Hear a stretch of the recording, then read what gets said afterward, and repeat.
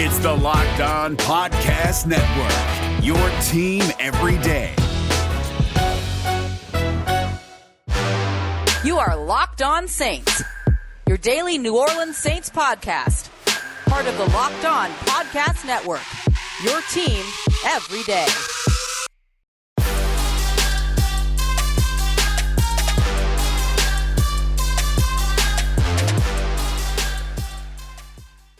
What is good, Who Dat Nation and Who Dat family? Welcome into another episode of Locked On Saints, the daily podcast covering your New Orleans Saints, part of the Locked On Podcast Network, your team every day. On today's episode, we're going to start off with news and notes from day 13 of New Orleans Saints training camp. Another big day from Jameis Winston and a big day in the city of New Orleans as well. Then we'll take a look at Kwon Alexander. We're going to take a look at his numbers, his contract numbers, as well as the numbers that show just how special he was in the New Orleans Saints defense in 2020 and why the New Orleans Saints brought him back here in 2021. And then we'll wrap up with 3 players to watch ahead of Saturday's preseason Game 1 action against the Baltimore Ravens. As always, I'm your host, Ross Jackson, at Ross Jackson Nola on Twitter, co-managing editor over at CanalStreetChronicles.com, and your Tuesday co-host over at the National Locked On NFL podcast. We got all that and a little bit of lanyard for you on today's episode of Locked On Saints, your team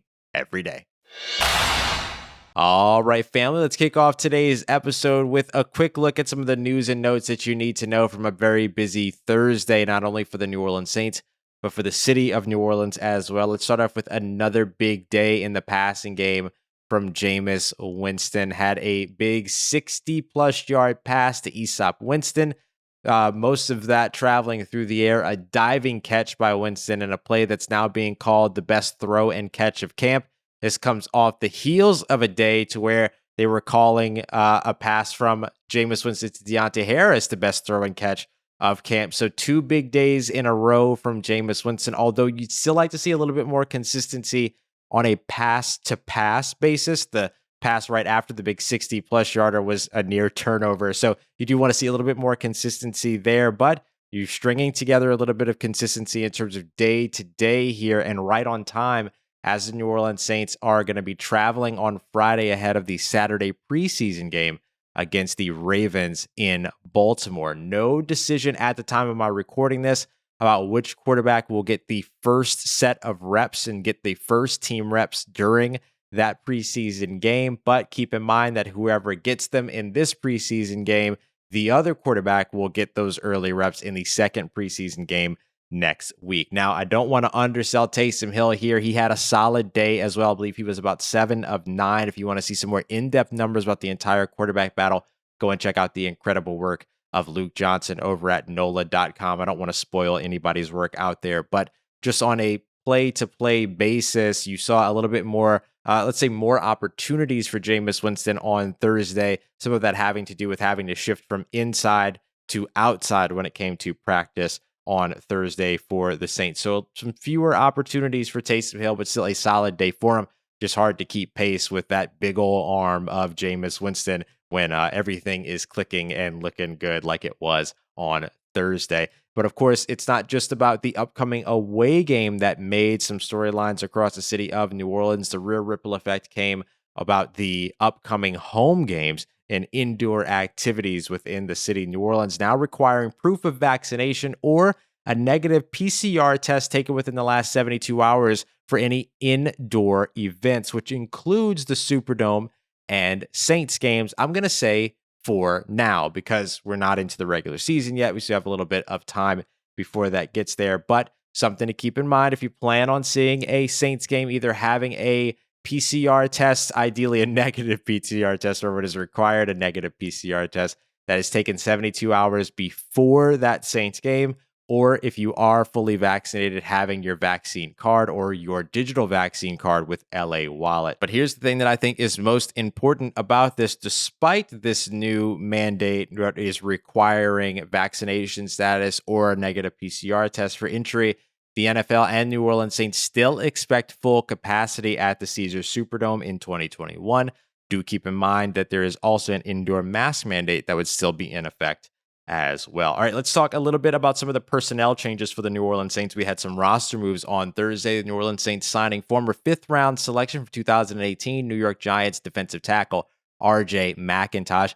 18 career games, no starts, 18 total tackles in his career, 2 of those for a loss, and also had 3 hits on the quarterback. Just a few days ago, Ryan Glasgow retired, and you also saw some other changes on the defensive interior, so the Saints adding to some veteran depth here. I don't know that RJ McIntosh challenges any of the young talent that's currently on the roster looking to make their impact felt on the interior defensive line. In order to make room for this signing, you ended up making up a roster space with, unfortunately, wide receiver Jalen McCleskey heading to injured reserve with a hamstring injury. The expectation is that the injury is not a serious one, so very likely to see an injury settlement on the way when it comes to Jalen McCleskey. Also want to mention that Pete Werner and Payton Turner, the two rookies whose last names rhyme, they ended up not being present at camp on Thursday after leaving practices early on this week, a little bit early. They have not been ruled out for Saturday's game yet, per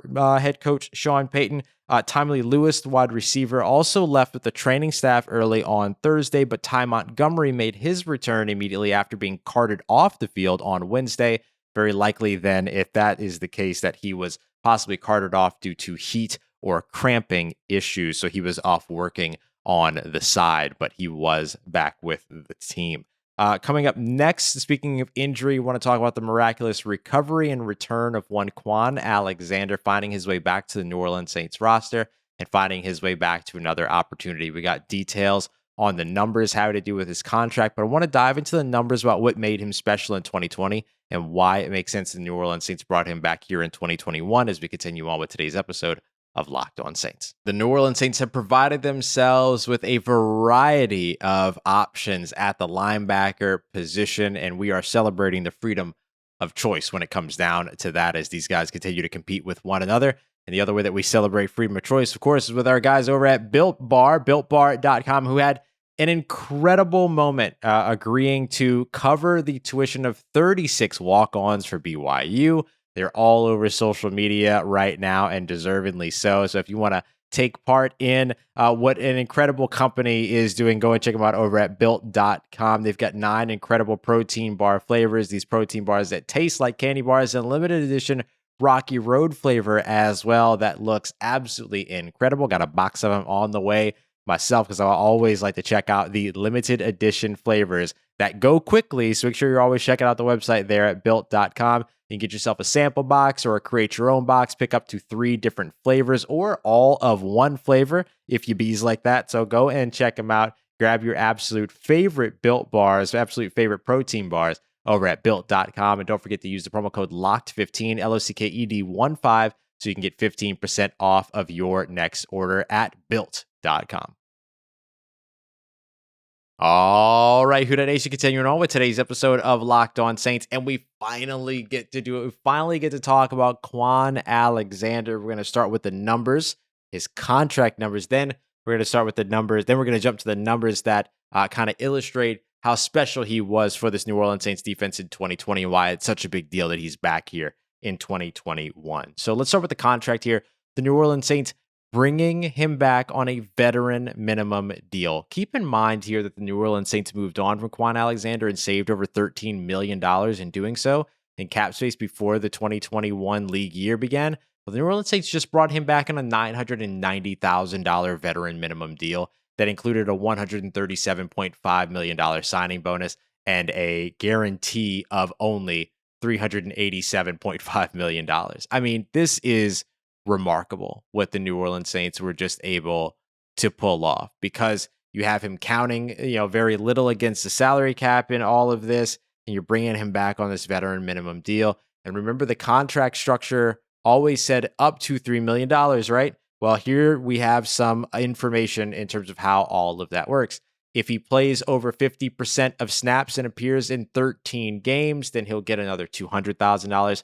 50% of snaps and appearing in over 15 games, you get $300,000. 50% of snaps appearing in over 17 games, or at least 17 games, all 17 games, $400,000. And then there are additional incentives that equate to about $972,000. So it is very incentive heavy, and the incentives don't even start to kick in until 50% of snaps in 13 games played. Just for reference, he has appeared in at least 12 games in all but the 2016 season in his career, but has played less than 35% of defensive snaps every season since 2017. So that's where the caveat sort of comes in for the New Orleans Saints. Now, you would love to see Kwon Alexander on the field for this defense more than 50% of the time over the course of 17 games, and here's why. So I've been talking all week about the numbers that display just how special Kwon Alexander was over his 7 games. We can even say 6.5 games. He was hurt halfway through that Christmas Day game against the Minnesota Vikings where Alvin Kamara ran for 6 touchdowns. We talked about all the numbers that made him special. Now we finally get to talk about those numbers. So let's just sort of set the scene here, particularly in the passing game when it comes to Kwon Alexander helping to patrol the middle of the field. If you look at the range over the middle of the field within 15 yards of the line of scrimmage in all 3 zones, left, center, and right. So left of the hash mark, right of the hash mark, or between the hash marks. The New Orleans Saints, before they acquired Kwon Alexander on all downs, 1st through 3rd, let's say, weeks 1 through 7, on the left side of the field in the short or intermediate area within 15 yards, the New Orleans Saints allowed a pass rating of 114 and a completion percentage of 83%. Over the middle, that's 107 passer rating and 70% completion percentage. Over to the right, a 100 passer rating and a 73% completion percentage. So over 70% completion percentage in all 3 areas within 15 yards, and over a 100 passer rating weeks 1 through 9, my apologies. Now, weeks 10 through 16 with Kwon Alexander on the field. He got his first start against his former team, the San Francisco 49ers, in week 10. That completion percentage dropped from 83 on the left side in the short area to 63%, and the passer rating dropped from 114 to 103. The intermediate over the middle area of the field between the hash marks dropped from a 70% completion percentage to a 62% completion percentage, and from a 107 passer rating to a 63 passer rating. And on the right side, it dropped from a 100 passer rating to an 87 passer rating, and from a 73% completion percentage to a 64% completion percentage. Very, very good.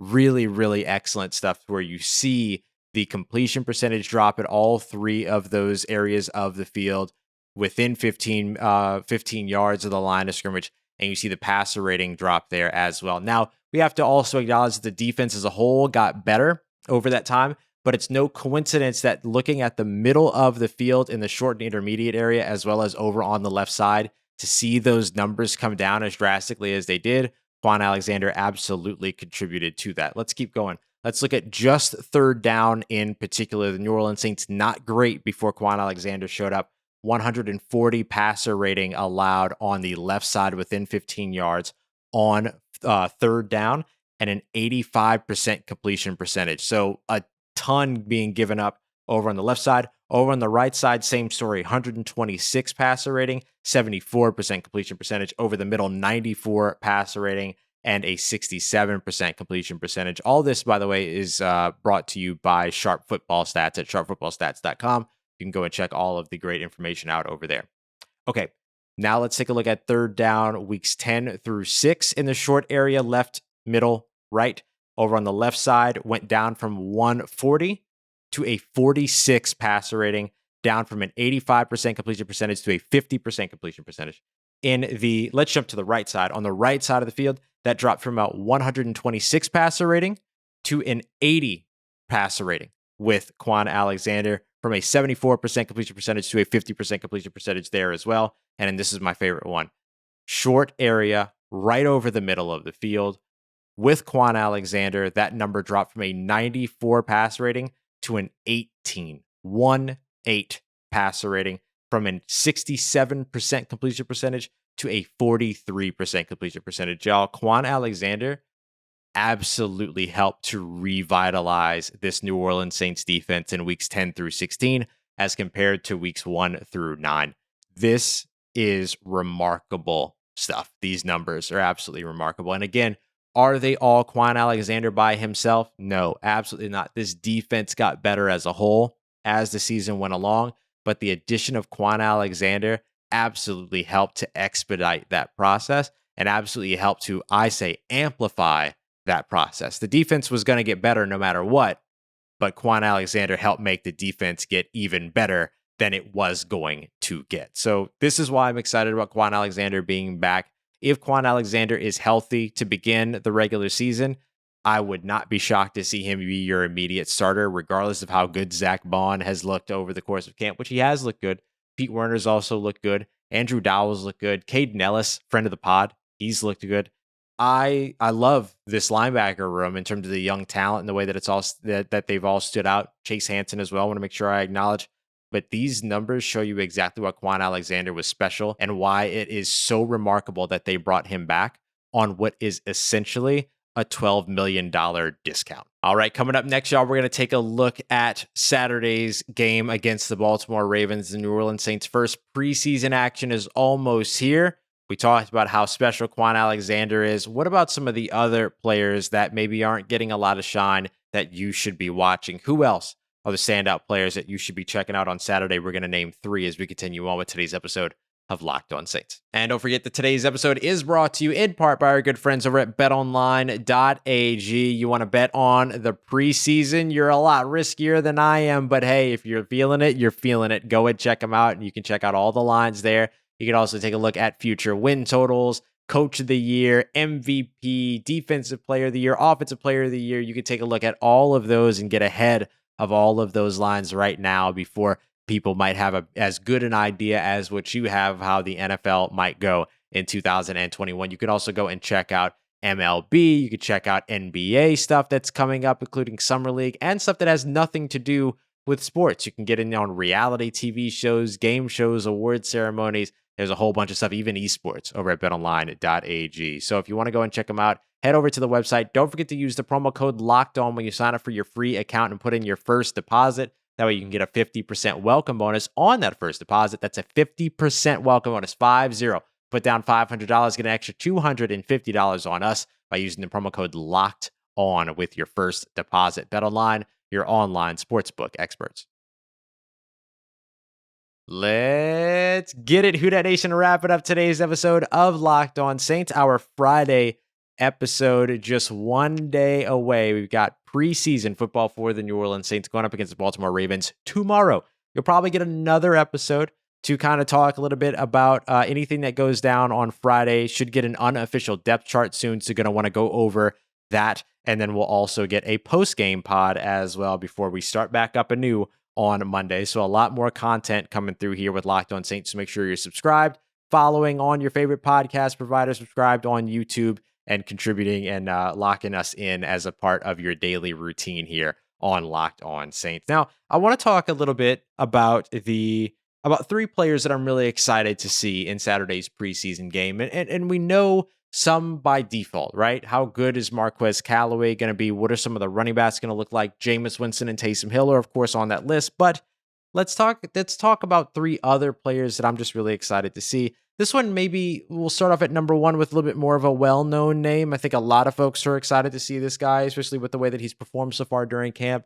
And it's 3rd-round selection out of Stanford, Paulson Adebo, has been an absolute standout in camp. Several pass breakups, several interceptions as well, doing a good job making sure that he's consistently in position to make plays on the ball. The traits are showing, the intangibles are showing, the football IQ is there, the short-term memory basically is there. Bad play, good play, doesn't matter, make the next play, all of that.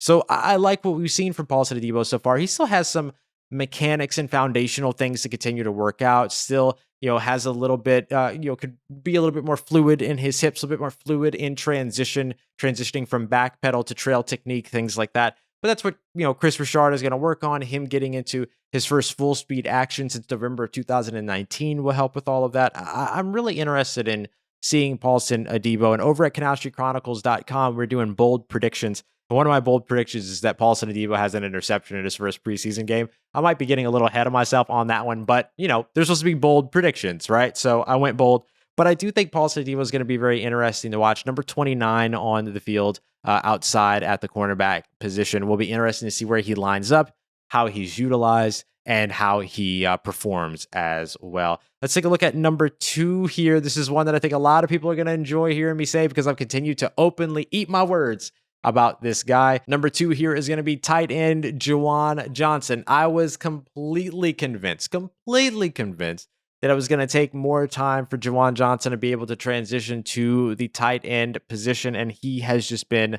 an absolute go-to target for I'll say all 3 of the quarterbacks in New Orleans. Yes, Trevor Siemian is there as well, but we know Trevor Siemian's kind of gotten left in the dust a little bit when it comes to the quarterback 3 rotation, as far as I understand it. So the top 3 quarterbacks in Jameis Winston, Taysom Hill, and Ian Book, all of them look for Juwan Johnson, particularly in the red zone. There was a 2-day stretch where he had caught 4 touchdowns in camp earlier on this week. So he's getting a lot of attention and he's building a lot of trust, camaraderie, and chemistry with all 3 of these quarterbacks that I expect that you're going to see take snaps on Saturday. We know for sure both Jameis Winston and Taysom Hill in some order. Again, we don't know the order at the time that I'm recording this, but in some order will get snaps on Saturday. I expect that toward the end of the game, you'll probably see Ian Book as well. All of them have a good rapport now with Juwan Johnson, and I'm excited to see him get a little bit of work in full speed action. You know he's a good blocker. He's got unique short area quickness as a former wide receiver that's now translating over to the tight end position. The funny thing about Juwan Johnson is that when he was 5 years old, he posted on Instagram that he almost quit football because he was being asked to play because he was playing tight end. And now here he is about to probably make a 53-man roster as a tight end after changing his position from wide receiver. So a pretty incredible story around Juwan Johnson, and he gets to continue that on the field starting on Saturday as the New Orleans Saints open their preseason action against the Baltimore Ravens. And finally, over on the defensive side, again, I want to talk about another young guy. This is really all about the young guys for the New Orleans Saints, it feels like, in this game.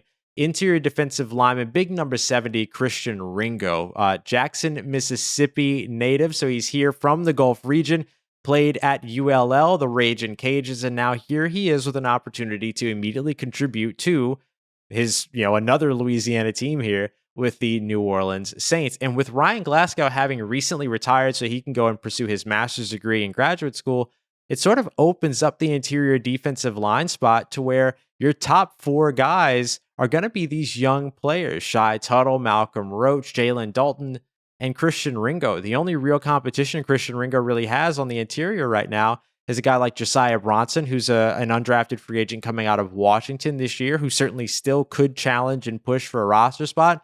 But right now, Christian Ringo has looked really, really good and has separated himself quite a bit. Now, the Saints did just sign RJ McIntosh, the 5th round selection of the 2018 New York Giants, but it's just kind of too little too late for him, I would imagine, in terms of him just being added to the roster, while you have somebody like Christian Ringo, who's established himself as a dominant force and continues to get shout outs during press conferences by other interior offensive linemen as well. The battle between the offensive line and the defensive line has been fun to watch. Now let's see what happens when it's somebody that they're not as familiar with, right? Christian Ringo now gets to match up with people that aren't familiar with him, but also match up and show what he can do in a new measuring stick with people that he's not familiar with.